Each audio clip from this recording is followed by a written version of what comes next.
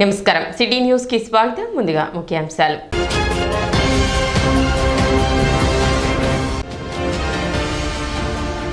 పట్టణ హయ్యర్పేటలోని ఎలిమెంటరీ పాఠశాలలోని 3, 4, 5 తరగతులను ప్రాథమిక పాఠశాలలో విలీనం చేయవద్దంటూ ప్రభుత్వానికి విజ్ఞప్తి చేసిన స్థానికులు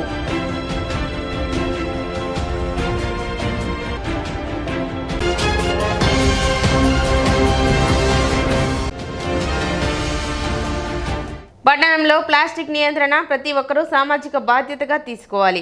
మున్సిపల్ కమిషనర్ బండి శేషన్న.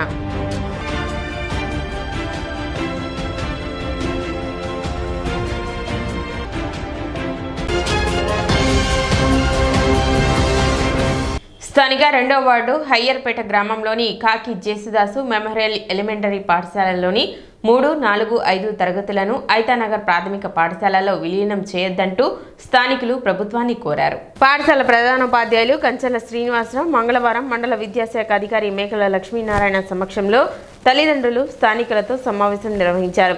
పాఠశాలలో విద్యార్థుల శాతం తక్కువగా ఉండటంతో 3, 4, 5 తరగతులను ప్రాథమిక పాఠశాలలో విలీనం చేయాల్సిన పరిస్థితులు నెలకొన్నాయని ఎంఈఓ వివరించారు.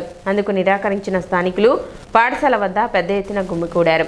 పేరెంట్స్ కమిటీ స్థానిక పెద్దల చొరవతో అదే పాఠశాలలోనే తరగతులను కొనసాగించేలా ఎంఈఓ తీర్మానం చేశారు. విద్యాశాఖ నిబంధనల ప్రకారం నిర్దేశిత విద్యార్థులతో మాత్రమే ఎలిమెంటరీ పాఠశాలలో మోడల్ స్కూల్స్గా పరిణితి చెందే అవకాశం ఉంటుందని ఎంఈఓ తెలిపారు. ప్రైవేటు స్కూళ్లు ధీటుగా ప్రభుత్వ పాఠశాలలో ఆంగ్లంలో బోధనలు జరుగుతాయని అన్నారు. మరింతమంది విద్యార్థులను చేర్పించడం ద్వారా మోడల్ స్కూల్స్తో పాటు పాఠశాల అభివృద్ధి జరుగుతుందని చెప్పారు. All India scheduled cost rights protection society national secretary అందే శ్యామ్ మాట్లాడుతూ 3 నుండి 5 చదువుతున్న ఎలిమెంటరీ పాఠశాల విద్యార్థులను ప్రాథమిక పాఠశాలలకు తరలించడాన్ని ఖండించారు. 1962-63 నుండి విద్యను అందిస్తున్న ఈ పాఠశాలలోని విద్యార్థులను తరలించడానికి వీలు లేదన్నారు. స్థానికుల సూచనల మేరకు ఎంఈఓ లక్ష్మీనారాయణ మున్సిపల్ కమిషనర్ బండి శేషన్నతో మాట్లాడి సానుకూలంగా స్పందించారన్నారు. ఇదే పాఠశాలలో తరగతులను కొనసాగిస్తామని హామీ ఇవ్వడం హర్షణీయమన్నారు. తరగతులు కొనసాగించడానికి సహకరించిన ఎంఈఓ లక్ష్మీనారాయణకు అంబటి విజయరాజు, కాకి దేవసహాయం, అందే ధర్మజ్ఞాని, పిల్లి తిరుపతయ్య, పిల్లి నరసింహారావు కృతజ్ఞతలు తెలిపారు. కేజేడి పాఠశాలకి రావడం జరిగింది. ఈ పాఠశాల మరి పేరెంట్స్ చాలామంది వచ్చారు ఇక్కడికి, తల్లిదండ్రులు. మరి వాళ్ళ పిల్లలకి మెరుగైన విద్యాబోధన చేయించడం కోసం మరి తరగతికి ఒక ఉపాధ్యాయుడిని ఉంచే విధంగా మరి వీళ్ళందరినీ కూడా కోరింది ఏంటంటే పిల్లల్ని పెంచమని చెప్పేసి చెప్పడం జరిగింది. పక్కన ఎన్జిఓ నడిపేటువంటి హాస్టల్ కూడా ఉంది ఇక్కడ. మరి హాస్టల్ నిర్వాహకులతో మాట్లాడి పిల్లలు ఎక్కువగా చేరే విధంగా మరి చేస్తామని చెప్పడం జరిగింది. కాబట్టి ఈ పాఠశాలలో మోడల్ పాఠశాల కూడా కొద్దిగా దూరంగా ఉంది. ఇది పక్కన చెరువు కూడా ఉంది. కాబట్టి మరి ఈ పాఠశాలని మరి పిల్లల్ని పెంచి మరి మోడల్ స్కూల్ చేయడానికి కూడా చర్యలు తీసుకుంటామని చెప్పడం జరిగింది. పిల్లలు తగ్గకుండా పిల్లలు పెంచే విధంగా మరి ప్రయత్నించమని చెప్పడం జరిగింది. మరి వీళ్ళందరూ కూడా ఒప్పుకున్నారు దానికి. ఈ పాఠశాలని ఇంకా భవిష్యత్తులో అభివృద్ధి చేసి మరి పిల్లలందరూ కూడా నాణ్యమైన ఇంగ్లీష్ మీడియం విద్యను అందించడానికి చర్యలు తీసుకోవడం జరిగింది. కార్యక్రమంలో సిహెచ్ నాగార్జున, వంపగల సురేష్, గడ్డం బాబీ, మధిర, సాత్విక, దోనే సుధీర్, విద్యార్థుల తల్లిదండ్రులు పాల్గొన్నారు. హైర్పేట ఎలిమెంటరీ స్కూళ్లకు ఇక్కడ స్కూల్ని కొన్ని మార్పులు చేయాలనే ఉద్దేశంతో ఎంఈఓ గారు వచ్చారు. అయితే ఆ మార్పులు ఏంటంటే ఆయన చెప్పటం ఈ స్కూలుని కొన్ని క్లాసులు అంటే 5 వరకు ఉంది ఇక్కడ ఎలిమెంటరీ స్కూలు. 5 వరకు ఉన్నటువంటి స్కూల్ని 1, 2, 3 ఇక్కడ ఉంచేసి 5, 4, 3, 4, 5 వేరే చోట పంపాలనే ఆలోచనతో ఉన్నట్లు మాకు తెలిసింది. ఆ విషయంలో మరి ఇక్కడ ఉన్నటువంటి హైర్పేటలో ఉండే తల్లిదండ్రులని కనుక్కోవడానికి రావటం జరిగింది. అందరూ కూడా దానికి ఒప్పుకోలేదు.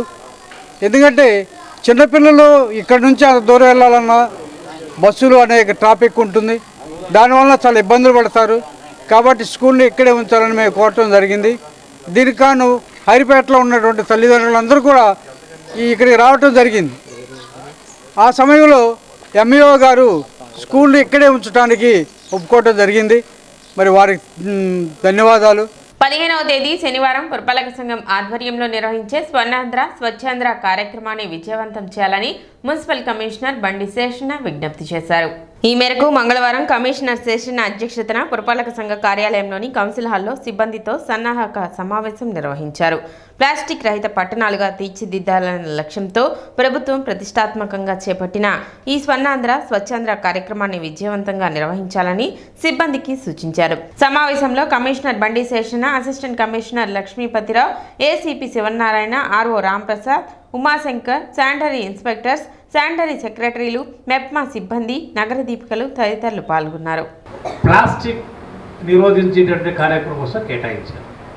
ఆ ప్లాస్టిక్ ఏదంటే ఒక్కసారి వాడి బయట విసిరేసేటువంటి ప్లాస్టిక్ ఏదైతే ఉందో దాన్నే సింగిల్ యూజ్ ప్లాస్టిక్ అనేసి అంటారు.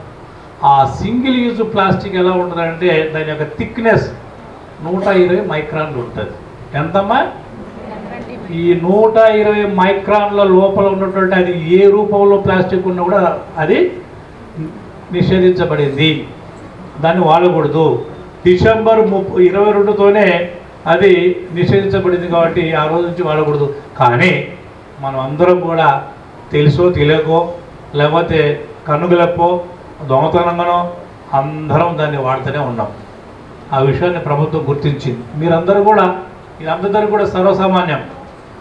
మీరు ఏ షాప్కి వెళ్ళినా, ఏ హోటల్కి వెళ్ళినా, ఏ కర్రీ పాయింట్కి వెళ్ళినా, ఎక్కడికి వెళ్ళినా కూడా మీరు తెచ్చుకునేటువంటి అవి ఏవైతే ఉన్నాయో సరుకులు కావచ్చు, కర్రీస్ కావచ్చు, ఇంకోటి కావచ్చు, దీనిలో పట్టుకొచ్చుకుంటున్నారు.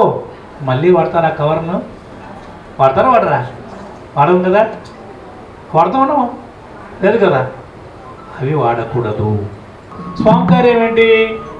మున్సిపాలిటీకి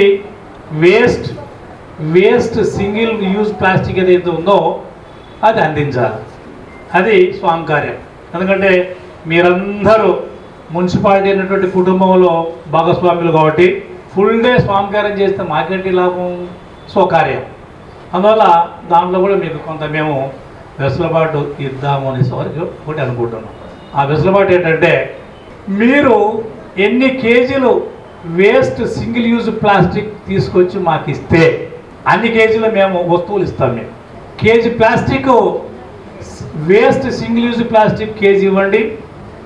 కేజీ చక్కెర కానీ, కేజీ సేమియా కానీ, అలాగే కేజీ టమోటా కానీ, కేజీ ఉల్లిపాయలు కానీ, అరకిలో హాఫ్ లీటరు మిల్క్ పాకెట్ కానీ, 6 డజన్ల గుడ్లు కానీ మున్సిపాలిటీ ఆఫీస్ ప్రిమిసెస్లో ఒకటి, అలాగే శివాజీ సర్కిల్లో ఒకటి 2 సెంటర్స్ పెడుతున్నాం.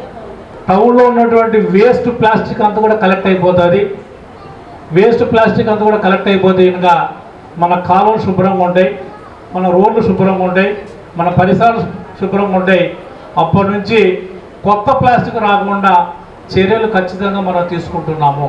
తెనాలి పురపాలక సంఘ కార్యాలయ ఇండిపెండెంట్ ఆఫీసర్గా Guntur assistant collector Swapnil power బాధ్యతలు చేపట్టారు. శిక్షణలో భాగంగా ఈ బాధ్యతలను స్వీకరించడం జరిగిందని, పురపాలక సంఘ కార్యాలయంలో జరిగే అన్ని విషయాలపై అవగాహన కల్పించుకుని ప్రజలకు సత్వర సేవలను అందించేందుకు కృషి చేస్తానని స్వప్నిల్ పవర్ తెలిపారు.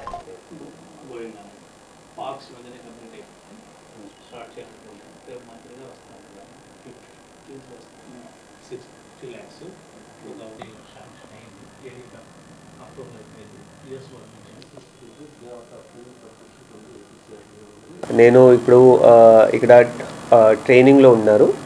So as a part of training I'm having independent charge of municipal officer Tenali till 22nd of March.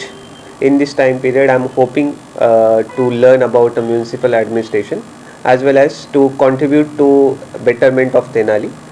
I'll focus on key areas such as sanitation and and improving the life of citizen through whatever means I can. Furthermore, I am getting to know about the whatever activities which are going on in municipal office and will try to complete them in timely manner. మన తెనాలి మున్సిపాలిటీకి నూతనంగా select కాబడిన IAS sir Swapnil sir IAS గారు మన తెనాలి మున్సిపాలిటీకి training కలెక్టర్గా వచ్చారు. ఈరోజు ఛార్జ్ చేసుకున్నారు. మీరు ఈ నెల 22 వరకు ఇక్కడే ఉంటుంటారు.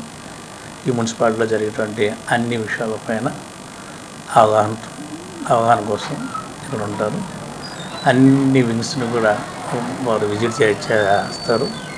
Sanitation, engineering, public health, revenue, town planning, మెప్ప, అకౌంట్స్, అలాగే ఆఫీసులో ఉండేటువంటి అడ్మినిస్ట్రేషన్ ఇష్యూస్ అన్నిటిపైన ఒక అవగాహన కోసం ప్రతిరోజు సార్ వస్తారు, గమనిస్తుంటారు. సో ఇది ఒక సార్కు చక్కటి అవకాశం కాబట్టి యూఎల్బీఎస్లో జరిగేటువంటి విషయాలపైన చక్కటి ట్రైనింగ్ కోసం ఇక్కడికి వచ్చారు. ఇప్పుడు చిన్న విరామం.